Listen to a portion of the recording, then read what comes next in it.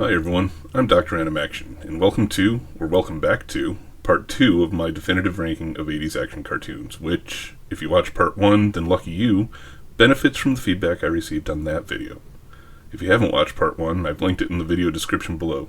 I encourage you to watch it, as it explains my approach to and criteria for ranking each series as we go, and I don't think I need to recap it here. And again, I just want to mention that I have Amazon affiliate links to each of the series I'm covering below if you want to pick up your own copies. And as required by video creation law, likes, comments, and subs are always greatly appreciated as I try to get off the ground here too. So all that being said, let's just jump right into our first category for this video, the writing.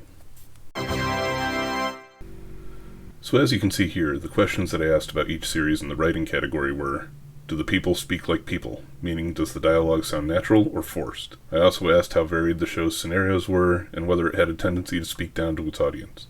I understand these shows were originally made for kids, but we were 80s kids, waiting for the Cold War to erupt and staying home alone as 7-year-olds until mom and dad finished work. We didn't need our hands held by our cartoons.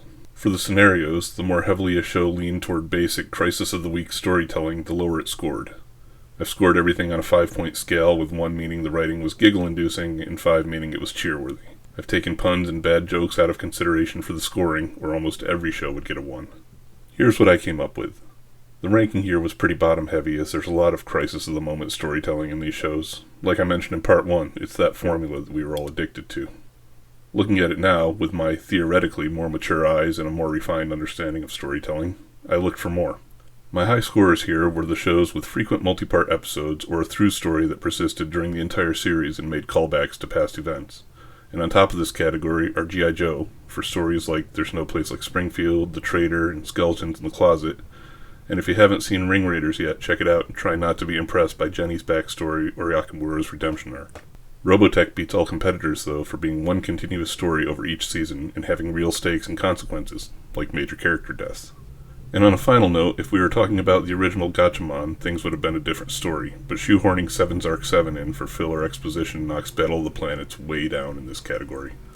Also, the cool and modern vernacular of the Turtles in the 80s makes my brain hurt today, and those jokes. Ouch. As always, feel free to share your own thoughts in the comments. After that category, here's how they score on the master scorecard and what the overall looks like now. However, I did remove the average column so as not to spoil the ending before we get there, so you'll just have to bear with me for now.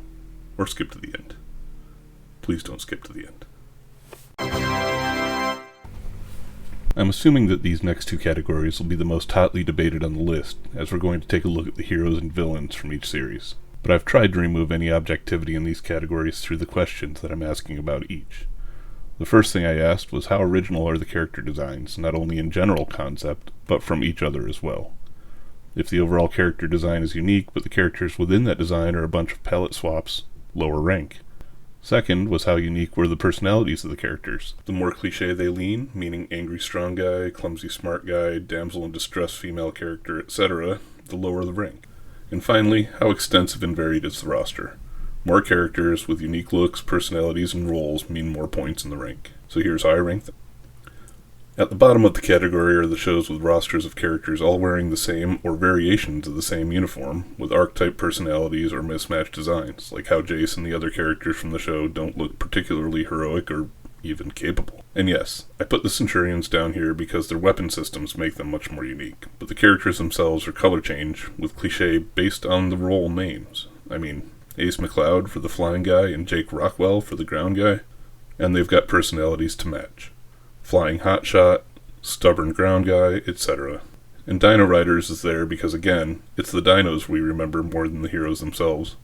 The shows that got up to the next level did so by having more character variety, characters who actually experienced arcs, interesting designs beyond guys in suits, or even more expanded rosters. For level 4, only the shows with very large rosters of visually distinct and interesting characters with diverse personalities made it. That, and Battle of the Planets for the iconography of their designs. Probably the most visually striking of all the characters on this list. And finally, at the top are the best of the best. The biggest lineups, the best designs, the most interesting characters. There may be room to argue further down the list, but I doubt you'll find much here. Here's how they score on the master scorecard and what the overall looks like now. For villains, I took the same approach, but rather than considering personality, I considered how menacing they were, because let's face it, All the villains had the same personality in the 80s. Here are the results of that analysis using the same guidelines I used for heroes. It'll probably come as no surprise that the ranking for both of these categories are fairly similar, but there are a few notable exceptions. One of the main ones is Battle of the Planets dropping down to 2 points for villains. This is because they mainly consist of Zoltar and a bunch of henchmen, none of whom are nearly as iconic as G-Force. Robotech goes from 1 point for heroes to 3 points for villains, as the Zentradi were interesting foes with a wide range of motivations and personalities. Ring Raiders lost a point because Skull Squadron has far less agency and growth than the Justice pilots do, but Spiral Zone gains one because you've got to respect a team of 5 Black Widows effectively ruling half the planet. GoBots drop a spot because even though the roster is pretty massive, the character designs leave a lot to be desired, especially when stacked up against the Transformers. And the Renegades, they were pretty terrible villains. And lastly, Galaxy Rangers, the Real Ghostbusters, She-Ra, and the Silverhawks all jumped up at least 1 spot due to the extra variety or creativity that their villains had over the heroes. So there you have it, my ranks and points for both the hero and villain categories. Here's how they score on the Master Scorecard and what the overall looks like now. For the next category, I had intended to talk about the animation for each series, but then I realized that other than just nitpicking color errors or other minute details, that the animation really doesn't matter to me. It didn't matter when I was a kid other than to be a quick laugh at spotting one, and it doesn't matter anymore now. Plus, I'm not an artist, so I'm really not the guy to be evaluating that as a category.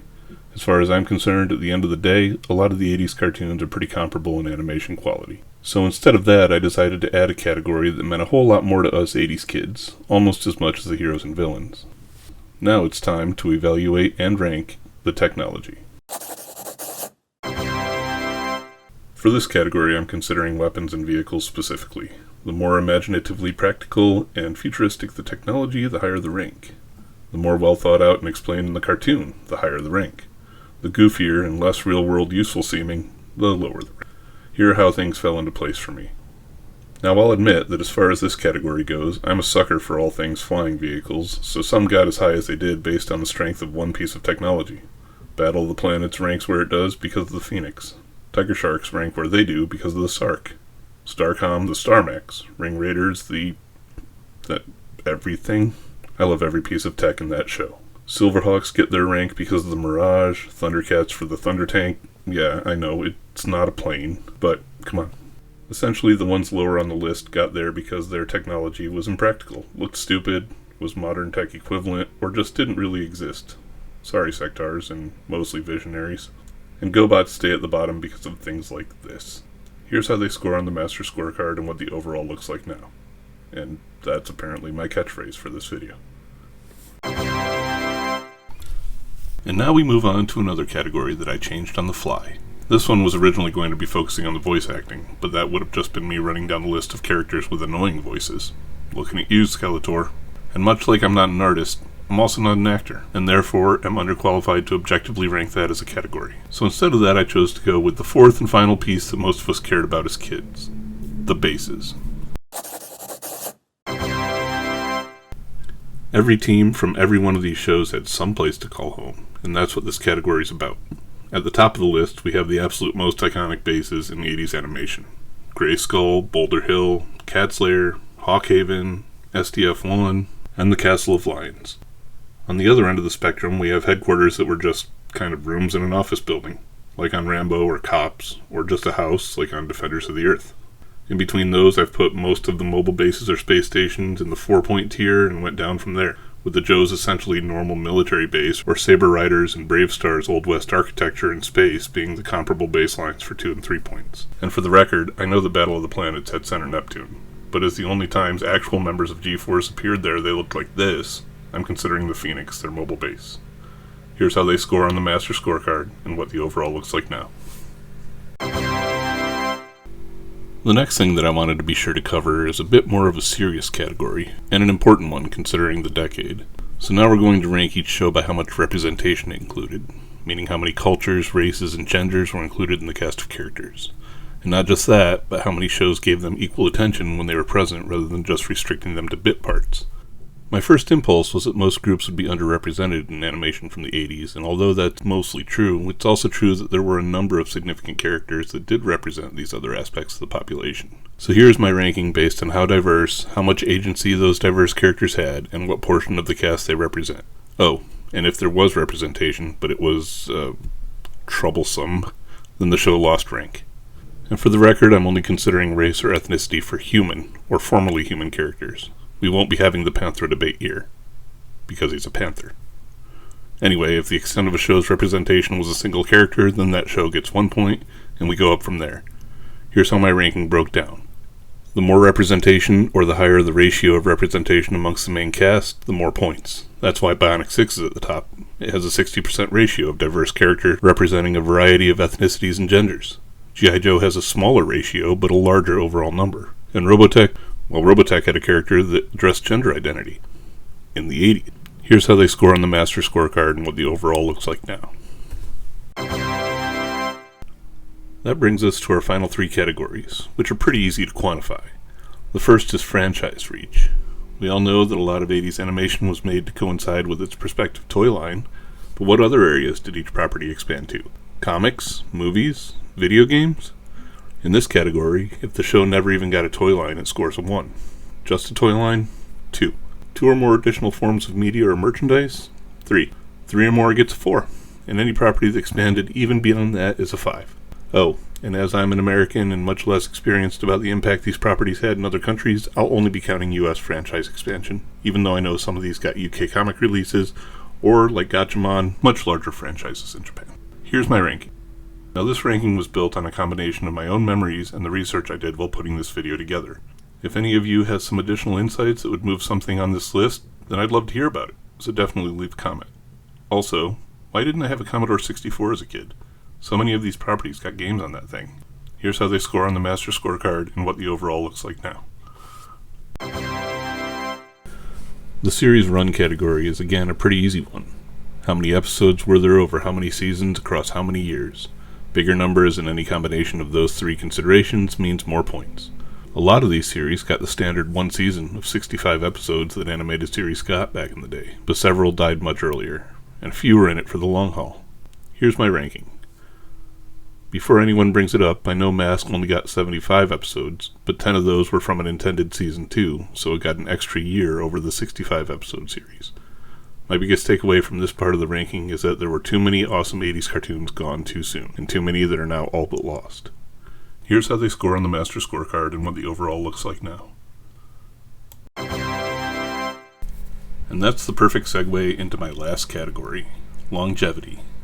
In this category, we'll be using our future knowledge from today in 2023 to look back and see who is here and who is gone, who had the most staying power through the 80s, and who had enough of an impact to still be around today. For this one, I'll only be using a 4-point scale again, so if they were a blip on our 80s map, then they get 1 point. If I can see them on the air or buy their toys at Target today, they're a 4. If they made it out of the 80s but not to today, 3. Had a planned reboot and didn't get traction, or maybe a spiritual successor, they get a 2. Here's how the ranking broke down. I threw Rambo and Ghostbusters a bone because even though the series themselves didn't survive, the franchises definitely have. And with the She-Ra and Voltron reboots having been a success, but now having run their course, I'm considering them dead again for the time being. For Dinosaurs and Mask, both had spiritual successors in the 90s, Mask with Vortek and Dinosaurs with, well, any anthropomorphic aliens, take your pick. I'll say, the Mighty Ducks. And Dino Riders had a kind of one-off reboot with a recent toy line. The others all died in the 80s, or live on today. Some as anime, but I'm still counting it. Here's how they score on the master scorecard and what the overall looks like now. And that's it, the last of my categories. Nothing left to do now but take a look at how all these shows stack up against each other. Out of the 33 shows we covered, we ended up with several ties and a total of 18 spots in the ranking. Don't worry though, the top spots were all clear winners. And for the record, this isn't how I would have subjectively ranked them. If you're interested in that ranking, stay tuned till the end and I'll go through that quick as a point of comparison. So, without further ado, here are the results of the definitive ranking of 80s action cartoons.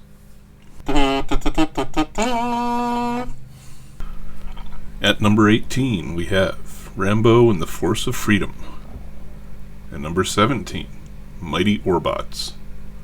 I liked Rambo well enough, and I came late to Mighty Orbots, having seen it for the first time just a couple of years ago, but I'm actually okay with them being down here in the rank.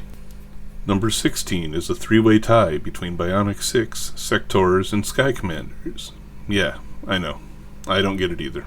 I personally love Sky Commanders, so it hurts me to see them down here. Number 15, Defenders of the Earth. This is another show I liked just fine, but I'm fine with it being down here too. Number 14 is another three-way tie between Jason the Wheeled Warriors, Saber Rider and the Star Sheriffs, and Visionaries, Knights of the Magical Light. And again, I'm right there with you all. I told you it was objective, but Visionaries deserves better. Number 13 is Ring Raiders. Granted, I came late to this 5-episode series, but I really liked what I saw, and probably would have ranked it higher than this. The number 12 spot is shared by 4 different shows: Centurions, Challenge of the GoBots, Spiral Zone, and STARCOM, the U.S. Space Force. I know there was no way to make everyone happy with a ranking like this, but seriously, talk about one of these things is not like the others. How did GoBots make it here? Number 11 goes to Thunderbirds 2086. Again, heartbreaking for me. I'd have put this show much higher. 10 is another three-way tie between Battle of the Planets, Dino Riders, and Dino Saucers. Weird that the two dino shows ended up tied together. Glad to see them breaking in the top 10, though. I mean, kind of. The 9th spot is a tie between Bravestar and Cops. Yeah, sure, this spot's fine for them. The Real Ghostbusters take number 8. I enjoyed this show, but not number 8 enjoyed it, probably. 7 is a tie between The Adventures of the Galaxy Rangers and Tiger Sharks. I was surprised at this one, as I didn't expect either show to make it this high. Neither one of them ever made it into my rotation in the 80s, so given their placement here, I'm not sure how I missed them. Number 6 gets shared between He-Man and the Masters of the Universe and Teenage Mutant Ninja Turtles. 2 of the mightiest series of the time, not even breaking the top 5. I won't say my methodology is flawed, I'll just say that kids liked what they liked. And that brings us to our top 5 spots. For anyone who hasn't already bailed on this video out of righteous fury, at least the top of the list is pretty heavy with great shows. It's kind of a hard group to argue with. Our number 5 spot is another three-way tie, this time shared between She-Ra, Princess of Power, Thundercats, and Voltron. All great shows that belong up here, but I can't imagine how many people are going to be furious that She-Ra beat out her brother. Number 4 is a two-way tie between G.I. Joe and Silverhawks. So there you go. For anyone who didn't believe this list was being put together objectively, G.I. Joe was only number 4. Anyone who knows anything about me knows where I would have put it, given my personal preference. But anyway, on to our medalists. Taking the bronze in this ranking is the Mobile Armored Strike Command. A pretty well-deserved spot in my opinion. Mask was absolutely one of the most captivating mixes of show and toy of the 80s. Number 2 on the podium goes to a definite member of 80s animation royalty, the Transformers. Among my friends and I, you were either a G.I. Joe kid or a Transformers kid. Everything else was secondary. I'm personally sad to see them beat G.I. Joe out here, but I can't argue they don't deserve to be up this high. And that leaves the gold medal, the top of the heap for 80s action animation. The one, the only, the amalgamation of 3 different Japanese cartoons, Robotech. Honestly, with this ranking using adult-generated criteria, it's not really that much of a surprise that the most darkly mature show of the era took the top spot. The few areas that it was lacking in were made up for in the complexity of the storytelling, the extensiveness of the world-building, the technology, and the fact that it treated us kids like adults. So there you have it, my definitive, and I can't stress this enough, objective ranking of 80s action animation. And for those of you interested in how it compares to my own personal ranking, this is how I'd stack them up. And because I'm a big baby and can't commit to putting them in any real order, it's a tier list. And it's only 4 tiers, because I spread my love equally. Or at least, equally across 4 tiers. But that's as good as you're going to get out of me. Also, the bottom tier are shows that I came late to, either because I never came across them more than once or twice as a kid, if at all, or I wasn't allowed to watch them. Thanks, Mom. So that's my personal ranking. Keep in mind that that's a ranking specifically of the cartoons, and it's a nostalgic ranking based purely on how they felt to me as a kid. If we were talking toy lines, it would look different. If we were talking about how I feel about them today, having watched the ones that I missed, it would also look different. But on that note, I think it's time to bring this video to a close. I've got to admit that I was interested myself to see how these shows would rank under the criteria I set, and there were some surprising outcomes. Let me know what you think of the results or the methodology or whatever you want to let me know about down in the comments. Again, if you want to pick any of these shows up for yourself and they're in print, you'll find an Amazon affiliate link for each below. I hope you liked the video, and if you did, hit the button to show it. And subscribe if you like this type of content, as this time, I'm here to stay. Thanks for watching, everyone. Stay tuned and stay tuned, because cartoons. Later.